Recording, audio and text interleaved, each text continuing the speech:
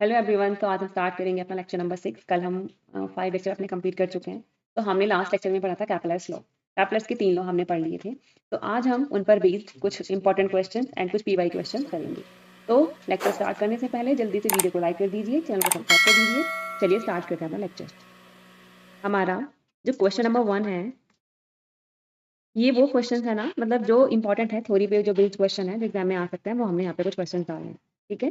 Kepler's first law is also known as, Kepler का first law को हम और क्या बोलते हैं? Law of areas, law of periods, law of orbits या लॉ ऑफ ग्रेविटेशन। ठीक है। हमें पता है कि जो हमारा फर्स्ट लॉ है उसको हम क्या बोलते थे? Law of orbits. ठीक है। मैंने नीचे आंसर भी वैसे मेंशन कर दिए हैं। According to Kepler's first law, the orbit of a planet is, जो ऑर्बिट है, orbit of a planet is circular. जो ऑर्बिट होती है जिस पर क्या करता है सैटेलाइट या प्लैनेट रिवॉल्व करता है फर्स्ट के अकॉर्डिंग, कैपलर के फर्स्ट लॉ के अकॉर्डिंग, तो वो ऑर्बिट हमारी कैसी होती है? सर्कुलर, इलिप्टिकल, पैराबोलिक या हाइपरबोलिक? तो कैसी होती है? इलिप्टिकल, है ना। कैसी थी हमारी? इलिप्टिकल। ठीक है। हमने क्या माना था, मतलब क्या बताया था कि जो हमारा एलिप्स होता है उसके 2 फोकस होता है। ठीक है। और ये हमारी होती है सेमी मेजर एक्सिस और ये वाली होती है हमारी सेमी माइनर एक्सिस, है ना। और जो सन है वो दोनों में से किसी एक फोकस पर होता है। तो ये था हमारा फर्स्ट लॉ। ठीक है। अब हमारा उसने क्या बोला? तो ऑर्बिट कैसी थी? यहाँ प्लैनेट रिवॉल्व करता रहता था, तो हमारी ऑर्बिट कैसी थी? इलिप्टिकल थी। Kepler's third law of primary, कैपलर third law primarily gives a relationship between, जो कैपलर का थर्ड लॉ है, जो तीसरा नियम है, वो किस किस के बीच में रिलेशन देता है? तो किस किस के बीच में रिलेशन से हमें पता लगता है? स्पीड एंड डिस्टेंस नहीं, force and mass, time period and size of orbit, energy and velocity. तो ये एनर्जी वेलोसिटी भी नहीं है, time period and size of orbit है ना। तो T square proportional to A की पावर क्यूब, या फिर क्या लिखते हैं? T square proportional to R की पावर क्यूब, है ना। तो थर्ड ऑप्शन हमारा क्या है इसमें? सी करेक्ट है। नेक्स्ट है, in an elliptical orbit the distance of a planet from the sun. In an elliptical orbit the distance of a planet, जो प्लैनेट की डिस्टेंस है, ये हमारा इलेप्टिकल ऑर्बिट था ना। तो अब ये प्लैनेट है, रिवॉल्व कर रहा है ना। यहाँ पर हमारा सन है, एक ही फोकस हो गया। ये हमारी 2a डिस्टेंस हो गई थी टोटल, और ये डिस्टेंस टोटल हमारी कितनी थी? 2b। ठीक है। तो अब क्या कह रहा है कि तो क्या वेरिएबल है इसमें, मतलब डिस्टेंस कांस्टेंट है, जीरो है, वेरिएबल इनफाइनाइट है। तो आपको पता है कि अभी प्लैनेट यहाँ है तो डिस्टेंस इससे ये है, फिर ये घूम घूम के यहाँ आएगा तो पास हो जाएगी, फिर यहाँ घूम घूम के यहाँ जाएगा तो दूर हो जाएगी। सबसे दूर, सबसे फार्देस्ट पॉइंट है दूर वाला पॉइंट, सबसे पास नियरेस्ट पॉइंट है ना। तो हमें पता है कि क्या है इसमें डिस्टेंस जो होगी वो कैसी होगी? वेरिएबल होगी। The closest point of a planet's orbit to the sun is called, जो सन के बिल्कुल पास वाला, जो हमारा प्लैनेट का जो सबसे पास वाला पॉइंट होता है सन के, उसको हम क्या बोलते हैं?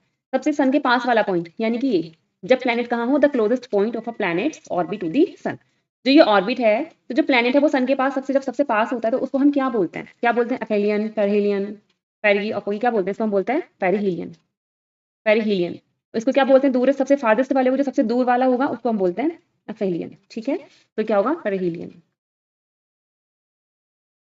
The farthest point of a planet's orbit from the sun is called, जो सबसे दूर वाला पॉइंट है, अभी अभी हमने समझा है ना। तो क्या बोलते हैं इसको? इसको बोलते हैं एफेलियन। तो कौन सा हमारा ऑप्शन हो जाएगा? ऑप्शन नंबर हमारा सी करेक्ट हो जाएगा। At perihelion the orbital speed of a planet is, at perihelion the orbital speed of a planet, तो क्या होगी? जो पेरिहिलियन जो पॉइंट था, इस पर जो हमारी ऑर्बिटल की स्पीड होगी, इस पॉइंट पर, जब हमने पढ़ा था सेकंड वाला, हमने जब सेकंड हमने पढ़ा था तो हमने क्या पढ़ा था, या फर्स्ट में ही हमने एक वाला रिलेशन पढ़ा था, v प्रोपोर्शनल टू 1/r। ये मैंने तुम्हें फॉर्मूला पढ़ाया था। ठीक है। तो हमने पढ़ा था कि अगर डिस्टेंस कम हो जाए तो स्पीड ज्यादा हो जाएगी, और अगर डिस्टेंस ज्यादा हो जाए तो स्पीड कम हो जाएगी। फिर हमने सेकंड लॉ में पढ़ा था कि इक्वल टाइम में इक्वल इक्वल एरिया क्या करते हैं? इक्वल टाइम इंटरवल में इक्वल एरिया कवर करते हैं। तो इसलिए तो करते थे कि अगर हमारा क्या होगा, पॉइंट अगर पास हो जाएगा तो स्पीड फास्ट हो जाएगी, स्पीड मैक्सिमम हो जाएगी, और अगर पॉइंट दूर होगा तो स्पीड कैसी हो जाएगी? मिनिमम। तो क्वेश्चन में हमसे पूछा है कि at perihelion the orbital speed of a planet is, तो अगर पॉइंट बिल्कुल पास है, यानी कि इतना पास है, तो इसकी स्पीड क्या हो जाएगी? यहाँ पर मैक्सिमम हो जाएगी, है ना। ठीक है। तो अगर हमारा क्या है, बिल्कुल पास है, तो स्पीड क्या हो जाएगी? मैक्सिमम। डिस्टेंस कम है अगर, तो स्पीड क्या हो जाएगी? Maximum. At aphelion the orbital speed of a planet is, तो अब वो दूर वाले पॉइंट पर चला गया, है ना। जो दूर वाले पॉइंट पर चला गया, तो जैसे ही डिस्टेंस क्या हुई, डिस्टेंस अगर बढ़ गई हमारी, तो स्पीड क्या हो जाएगी? कम हो जाएगी। तो ये क्या हो जाएगा? हमारा मिनिमम हो जाएगा। ठीक है। नेक्स्ट है, ये हमारे कुछ प्रीवियस क्वेश्चन जो एग्जाम में आ रखे हैं। When a planet approaches the sun the value of which of the following quantity increases, कि अगर जो हमारा क्या है, जब एक ग्रह सूर्य के पास पहुंचता है, तो अगर सूर्य के पास पहुंचेगा तो क्या होगा? सूर्य के पास पहुंचेगा तो क्या होगा? निम्नलिखित में से कौन सी राशि का मान बढ़ता है? अभी अभी हमने क्वेश्चन किया था, है ना। तो क्या बढ़ता है बताओ? एनर्जी, इंपल्स, एंगुलर वेलोसिटी, या ये देखो एरियल वेलोसिटी तो कांस्टेंट रहती है, डी अपॉन dt। तो एंगुलर वेलोसिटी, है ना। मींस जब हमारा वो बोल रहा है कि जब सबसे पास पहुंचेगा, जब सबसे पास पहुंचेगा तो हमारी वेलोसिटी मैक्सिमम होगी और उसी को हम क्या बोलेंगे, एंगुलर वेलोसिटी, क्योंकि वो सर्कुलर स्पीड ऐसे रोटेशन कर रहा है ना। तो एंगुलर वेलोसिटी, इसका हो जाएगा D option correct.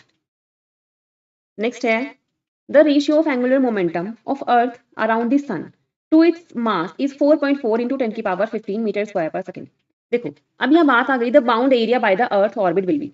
Angular momentum हमारा क्या होता है, एंगुलर मोमेंटम होता है हमारा एल, ठीक है, और the ratio of angular momentum of earth around the sun to its mass, मतलब एल अपॉन एम का जो रेशियो है वो हमें दे रखा है 4.4 इंटू 10 की power 15 metre square per second. The bound area by the earth orbit will be nearly, तो पूछ रखा है कि जो जो बाउंड एरिया होगा, ठीक है ना, मतलब अगर क्या हो रहा है कि सन के अराउंड अर्थ रिवॉल्व कर रही है, ठीक है, ये हमारा क्या है, ये सन है और अर्थ हमारी क्या है, रिवॉल्व कर रही है, ये अर्थ है हमारी, ये अर्थ है हमारी, तो अर्थ हमारी रिवॉल्व कर रही है सन के अराउंड, ठीक है ना। तो वो कह रहा है कि जो एल अपॉन एम है वो तो वैल्यू इतनी है, तो बताओ कि जो टोटल एरिया ये बाउंड करेगी वो टोटल एरिया वो कितना होगा। तो कैसे करेंगे इस क्वेश्चन को, देखो नेक्स्ट हम करते हैं, नेक्स्ट स्लाइड पे, न्यू स्लाइड लेते हैं। हमें गिवन है यहाँ पे कि जो हमारा एल है, एल अपॉन एम, इसका मास, इसकी वैल्यू देखिए 4.4 इंटू 10 की पावर कितनी थी, 10 की power 15 metre square per second, 10 की पावर 15 थी एल अपॉन एम, ठीक है। अब हमें पता है कि D A upon D T कितना था, वेलोसिटी कांस्टेंट कितनी थी, एल अपॉन 2m। ये फॉर्मूला ध्यान रखेंगे, इंपॉर्टेंट रिलेशन, डायरेक्ट एग्जाम में पूछा जा सकता है। अब इसमें से एल अपॉन एम हमें दे रखा है, तो हम क्या करेंगे, 1/2 इंटू 4.4 इंटू 10 की पावर 15, यूनिट मैंने अभी नहीं लिखी वो आप, ठीक है, 2.2 इंटू 10 की पावर 15 हमारा बन गया। अब हमें अगर पता है कि अगर हम स्मॉल एरिया लेते हैं और हमें कंप्लीट एरिया निकालना होता है तो हम क्या करते हैं, इंटीग्रेशन हम करते हैं। तो जब हम इंटीग्रेशन करेंगे तो देखो हमारा ये आएगा 2.2 इंटू 10 की पावर 15, आप पहले से यहाँ पे डायरेक्ट यहाँ पे भी कर सकते थे, इंटू डी टी। जब इंटीग्रेशन करेंगे तो ए इज इक्वल टू कितना आएगा, 2.2 इंटू 10 की पावर 15 और आ जाएगा हमारा into time period, small T या कैपिटल टी, टाइम पीरियड आ जाएगा। अब हमें पता है कि जो अर्थ है जब वो सन के अराउंड रिवॉल्व करती है तो वन एक चक्कर अपना कितने कंप्लीट करती है, 365 डेज में कंप्लीट करती है। तो टाइम पीरियड कैसे निकलेगा, 365। अब हमें तो प्रॉपर निकालना है ना। अब देखो हमारा आंसर क्या दे रखा है हमें, ये दे रखा है 6, हमें दे रखा है एरिया मीटर स्क्वायर, ठीक है। तो अब हम क्या करेंगे, 365 डेज हो गए, वन डे में 24 आवर्स होते हैं, 1 आवर में 60 मिनट्स होती हैं और 60 मिनट में 60 सेकंड होती हैं। तो ये हमारा कंप्लीट आएगा T, A is equal to 2.2 into 10 की power 15 into 365 into 24 into 60 into 60। अब हम इसकी क्या करेंगे, जब हम इसकी मल्टीप्लाई करेंगे तो हमारा लगभग आएगा 6.93 इंटू 10 की पावर 22 मीटर स्क्वायर, ठीक है। तो इसको आप सॉल्व कर लेना, लगभग आएगा 6.93 इंटू 10 की पावर 22, आगे एक दो वैल्यूज हो रहेंगे, एक दो डिजिट्स हो रहेंगे, है ना। तो ये आ जाएगा हमारा आंसर। तो आई होप आपको क्लियर हो गया होगा, डी ऑप्शन हमारा क्या होगा यहाँ पे करेक्ट होगा। When a planet move around the sun its areal velocity is constant, areal velocity depends on its position, linear velocity is constant, angular velocity is constant. ये यूकेपीएससी लेक्चर 2020 में हमारा आ रखा है। तो हमें पता है कि जब क्या होता है, कोई भी प्लैनेट सन के अराउंड मूव करता है तो क्या कांस्टेंट होती है हमारी, एरियल वेलोसिटी हमारी क्या होती है, कांस्टेंट, यानी कि हमने पढ़ा था D upon D T is equal to constant, है ना। और यही हमारी आई थी एल अपॉन 2m के इक्वल।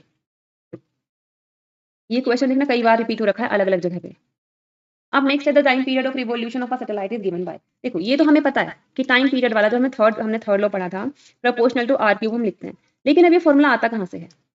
अब इस पे दो क्वेश्चन बनते हैं। पहला तो आपसे डायरेक्ट पूछ लेंगे कि कौन सा रिलेशन सही है, ये कई बार ऐसे भी लिखा होता है प्रोपोर्शनल टू आर स्क्वायर, है ना। अब इसको हम ये तो गलत हो जाएगा, कई बार ऐसे भी देखो हम इसको लिख कैसे सकते हैं, ये प्रोपोर्शन आर की पावर 3/2, ऐसे हम इसको ऐसे लिख सकते हैं। तो कई बार क्वेश्चन में गलत कर देते हैं, वो लिख देते हैं 2/3, ठीक है। तो कंफ्यूज नहीं होना है, तो एक तो ये क्वेश्चन ऐसे बनता है।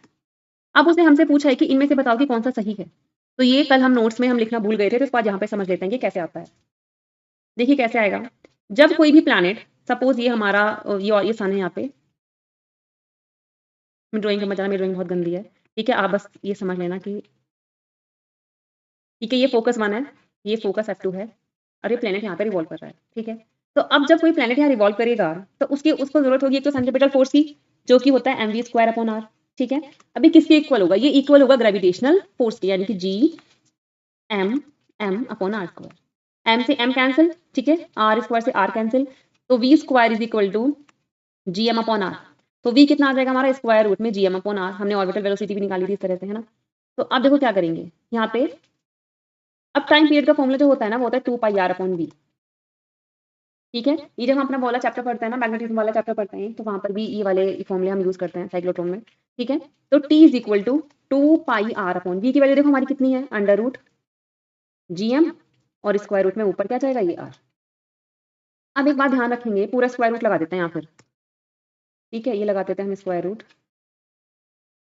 जब हम स्क्वायर रूट लगाएंगे तो क्या होगा, इसका उल्टा हो जाएगा, है ना। v is equal to, v नीचे है तो gm नीचे रह जाएगा, ये बन जाएगा r अपॉन gm, और इसको कैपिटल R ही लिखते हैं क्योंकि हम कैपिटल R लेके चल रहे हैं। अब जब हम इसको अंदर लेके जाएंगे तो क्या होगा, देखो बाहर लेके आते हैं तो जब हमारा पेयर होता है तो एक बाहर बन जाता है, तो 2 को जब अंदर लेके जाएंगे तो क्या बनेगा हमारा, 2 to the 4 pi square r square into r upon gm। तो क्या बना ये, 4 pi square r cube upon gm।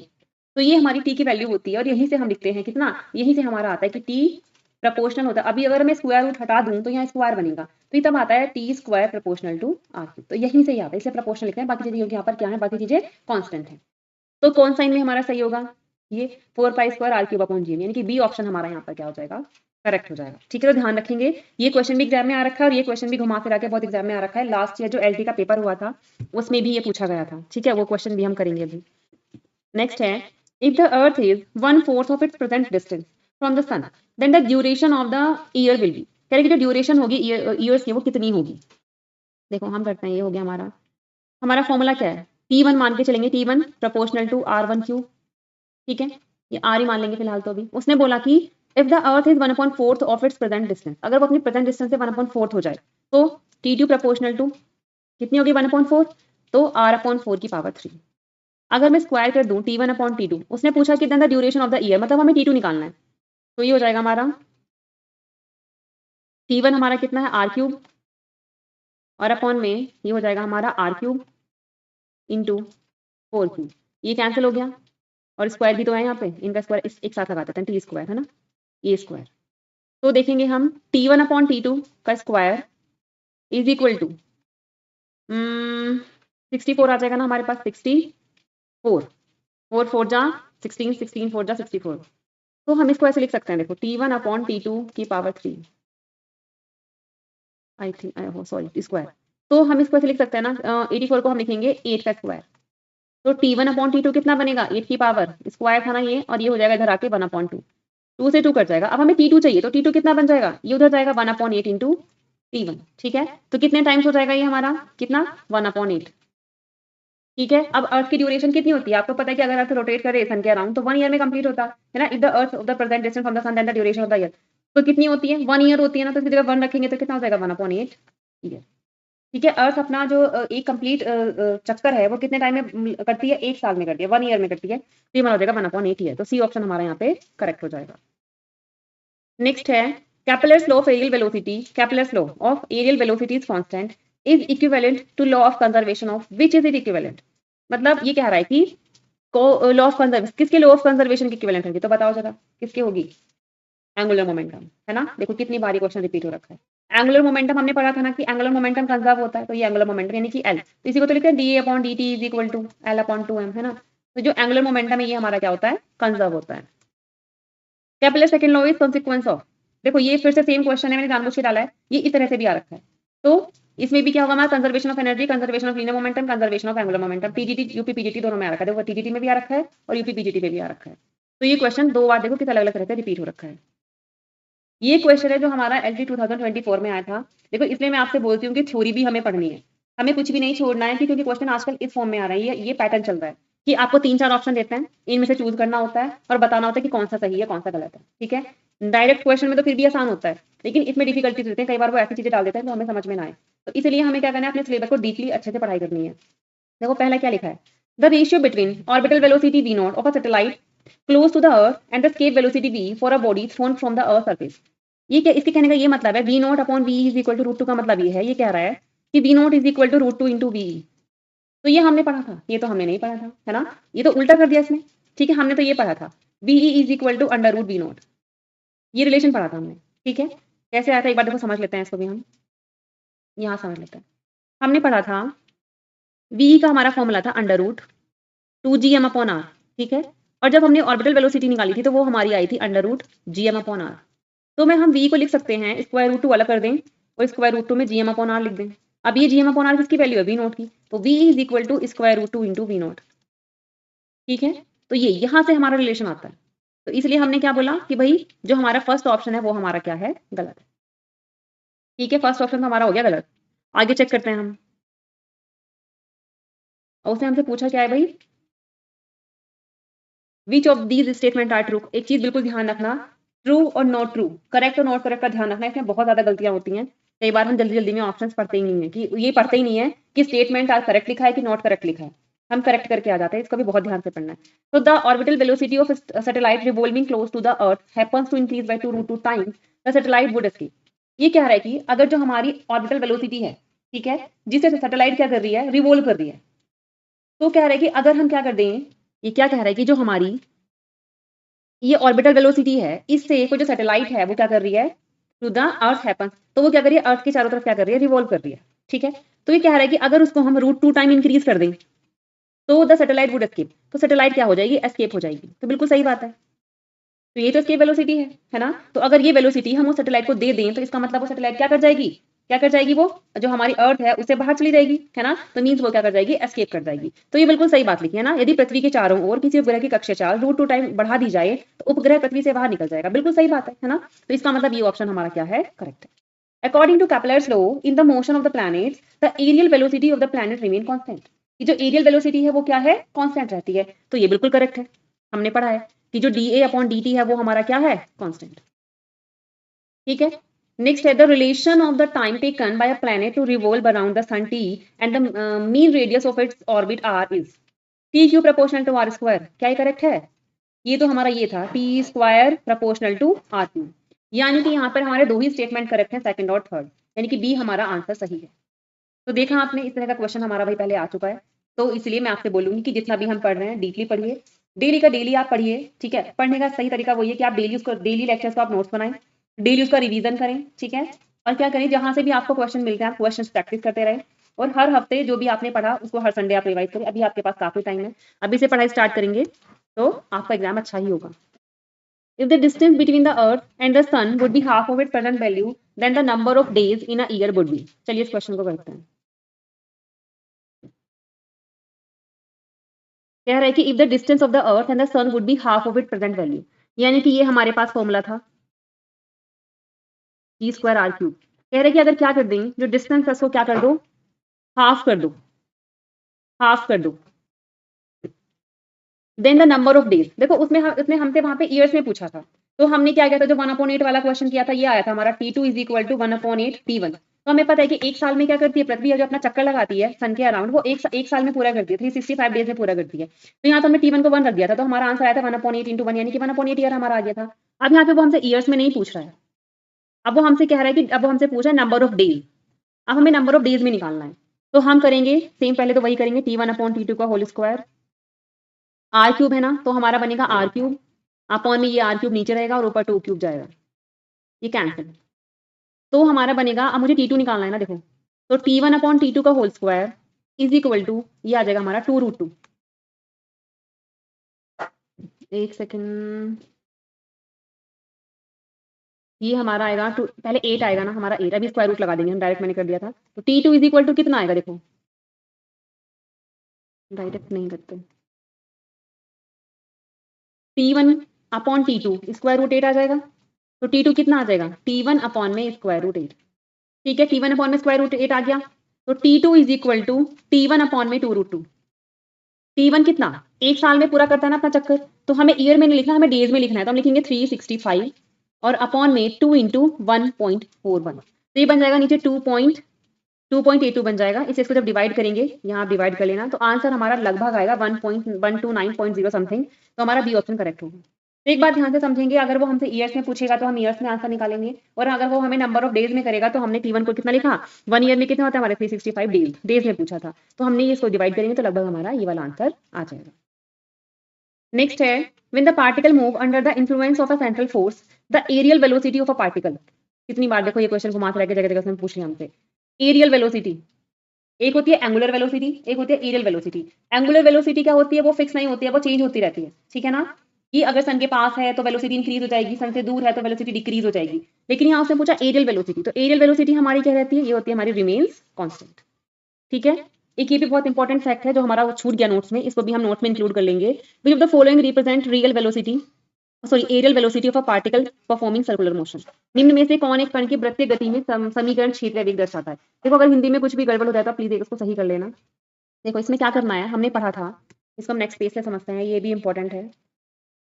Please जब आपने नोट्स बनाए थे ना तो वहां पर भी इंक्लूड कर लेना। जब हमने ये लिखा था ना dA/dt is equal to L/2m, तो जब हमने नोट्स बनाए थे ना तो इसको भी अब आगे इंक्लूड कर लेना। हमें पता है कि L कितना होता है, एंगुलर मोमेंटम कितना होता है, mvr, ये हमारा होता है एंगुलर मोमेंटम, तो हम रखेंगे mvr/2m।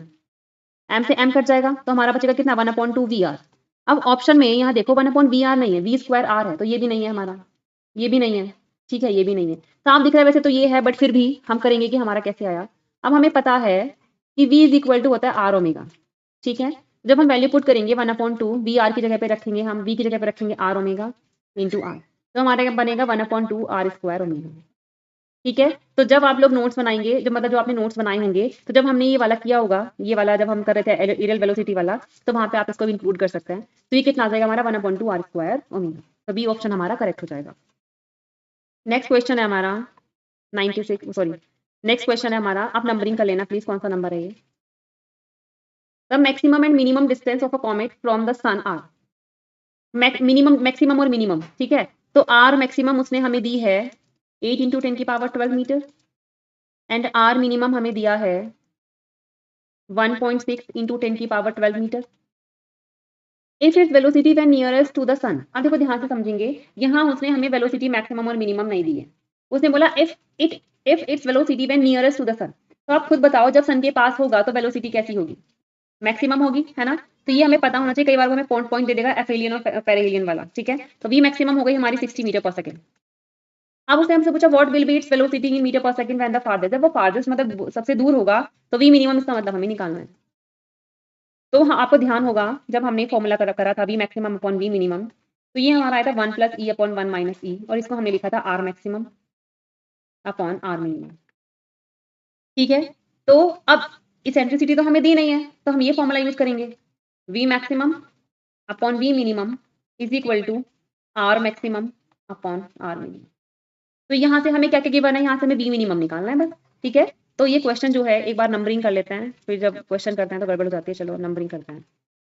यहाँ तक हमारे 8 क्वेश्चन हो गए थे, ये हमारा हो गया 9, question number 9, question number 10, question number 11, question number 12, ये हो जाएगा हमारा question number 13, question number 14, question number 15,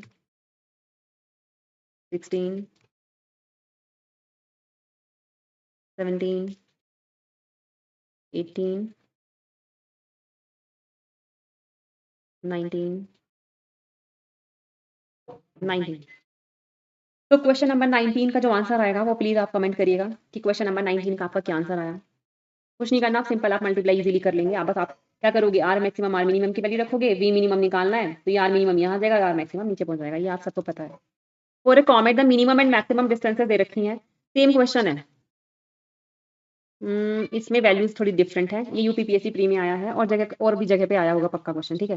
for a comet the minimum and maximum distances दे रखी हैं, तो आर मिनिमम हमारा कितना है 7 × 10⁻7 किलोमीटर, एंड दे रखा है हमें आर, पहले इसने, अब देखो पहले हमें मिनिमम दे दिया तो कंफ्यूज नहीं है ना कभी, पहले मैक्सिमम आप लिख दें, क्वेश्चन को ध्यान से पढ़ना है, ये आर मिनिमम है और ये आर मैक्सिमम है।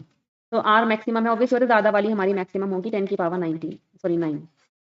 फिर पूछा if maximum speed of the comet, यहाँ पे हम सीधे सीधे दे दिया कि जो मैक्सिमम स्पीड है वो हमारी कितनी है 6 × 10⁻2। तो पूछा कि वी मिनिमम क्या होगी, सेम फॉर्मूला लगेगा ना, वी मैक्सिमम, अच्छा मैं उल्टा लिख दूं फॉर्मूला, चलो कोई नहीं, देते हैं v minimum r maximum r minimum, तो वी यहाँ पे वी मिनिमम निकालना है, तो v max into r minimum upon r max, v minimum निकालना है तो वी मिनिमम कितना आएगा, वी मैक्सिमम हमारे पास है 6 × 10⁻2, आर मिनिमम हमारे पास है 7 × 10⁻7, और यहाँ पर हमारा आर मैक्स हमारे पास है 14 × 10⁻9। 7 2 14, 2 3 6, ये पावर सेम हो गई, 7 और 2 9 और ये 9, तो आंसर आ जाएगा 3। तो हमारा यहाँ पर 3 ऑप्शन करेक्ट हो जाएगा, ये मैंने कर दिया। सेम ही तो क्वेश्चन है 20, तो 19 का क्या है आपका आंसर, कौन सा ऑप्शन हमारा करेक्ट है, ये प्लीज आप कमेंट करिएगा। तो यहाँ पर ये हमारे 20 क्वेश्चन हो गए हैं, ठीक है। अभी हमारी एक वीडियो और आनी है, हम सैटेलाइट के बारे में हम पढ़ेंगे, ठीक है ना। तो अगर आपको समझ में आया हो, वीडियो अच्छी लगी हो, तो प्लीज़ वीडियो को लाइक करना, चैनल को सब्सक्राइब करना एंड अपने फ्रेंड्स के साथ भी आप शेयर कीजिए और पढ़ते रहिए, बढ़ते रहिए। ठीक है, तो मिलते हैं नेक्स्ट लेक्चर में। Thank you so much.